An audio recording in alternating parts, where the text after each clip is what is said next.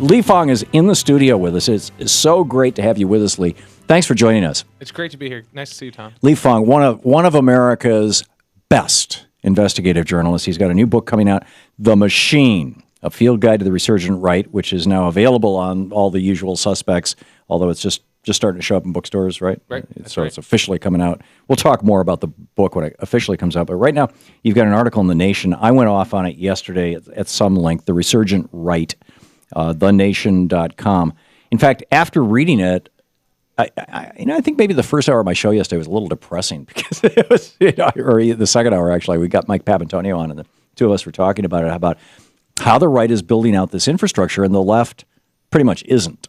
And although, there's some cool infrastructure happening on the left, pdamerica.org and movetoamend.org and some other organizations. But what you have done, you've been a brilliant chronicler of what's going on the right wing in the United States. What are they up to now?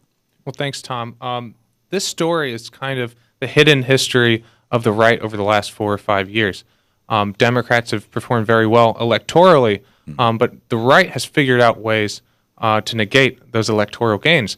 And you have to, when you think about campaign finance, you can't just look at these candidates. You have to look at the big picture. You have to look at who's funding these new ideological media outlets, who's funding these think tanks, who's funding these PR firms, and these quote-unquote academics out there that are really pushing the boundaries, lobbying very aggressively, and kind of cloaking what they're doing in this conservative ideology. And through disclosures, we've, in my piece that we're talking about today, we've seen tens of millions of dollars being spent very quietly in propping up new think tanks, new political infrastructure in all 50 states.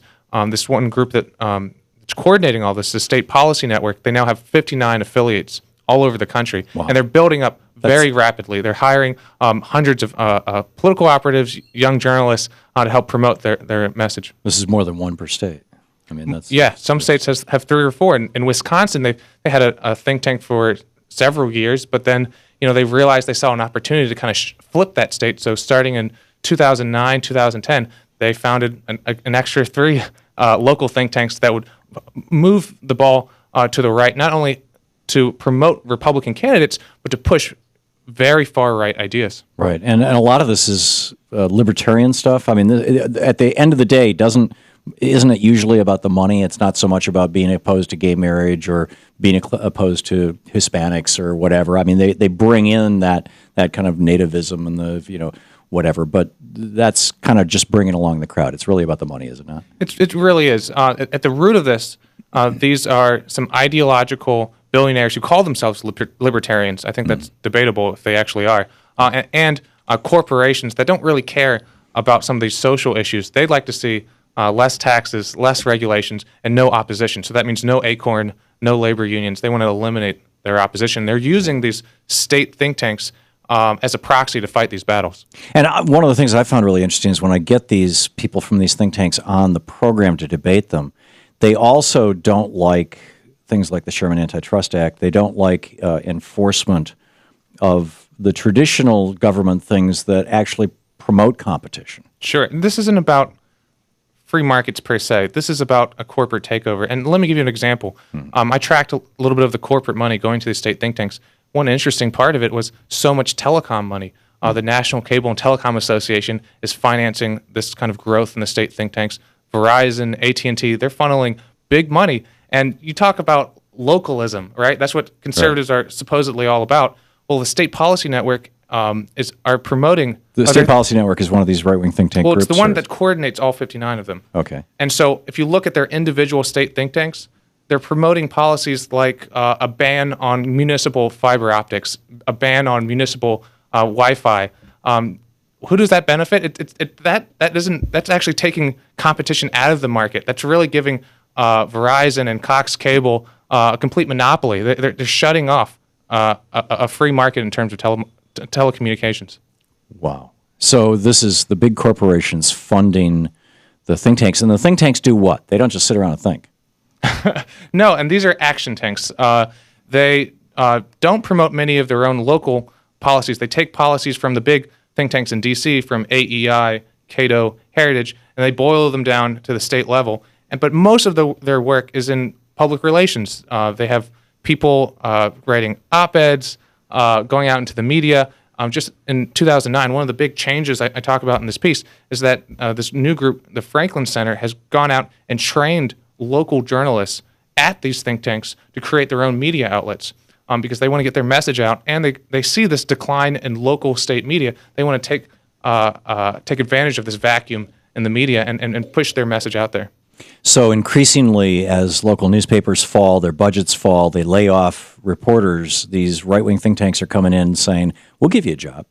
Just pitch the right-wing line. That's right. They're giving these journalists a job, and they're quite explicit. Many of their top reporters are people who have been laid off from local media. Clint Brewer in Tennessee was an award-winning journalist in Tennessee who was laid off, hired by the Tennessee Watchdog, which is affiliated with these state think tanks. And they're not only doing that, they're providing their content for free to local city, town newspapers. So it's a syndication service. Right. And once these connections are made, it's hard to break when, advertising revenue's down. I mean, all these problems in the news media today.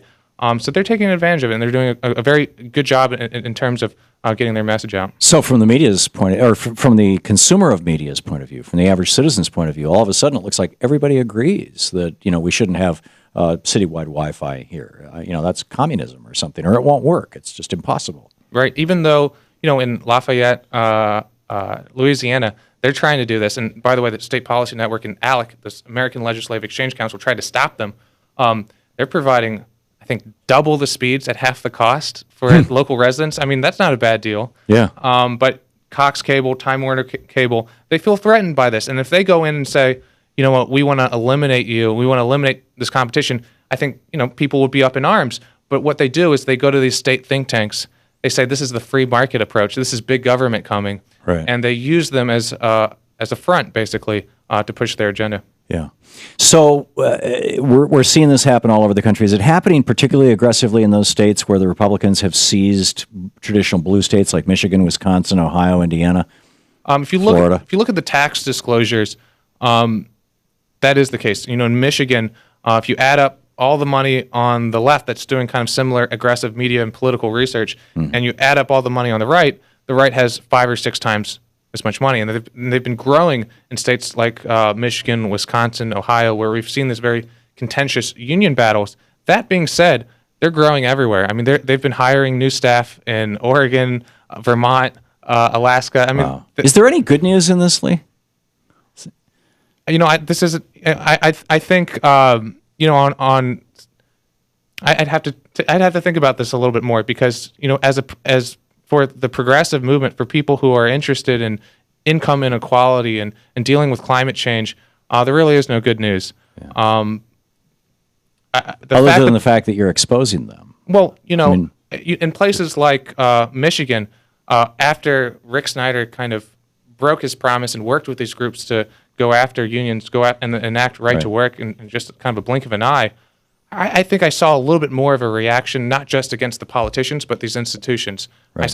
I've been reading Michigan blogs and kind of watching YouTube videos of what's going on there. And it's interesting to me to see the grassroots activism not just pointed towards the politicians, but to these institutions. Well, and if you want to find out what's going on, check out, it's called, the magazine article is The Right Leans, L-E-A-N-S, The Right Leans In by Lee Fang, F-A-N-G, over at thenation.com. You got to check this thing out.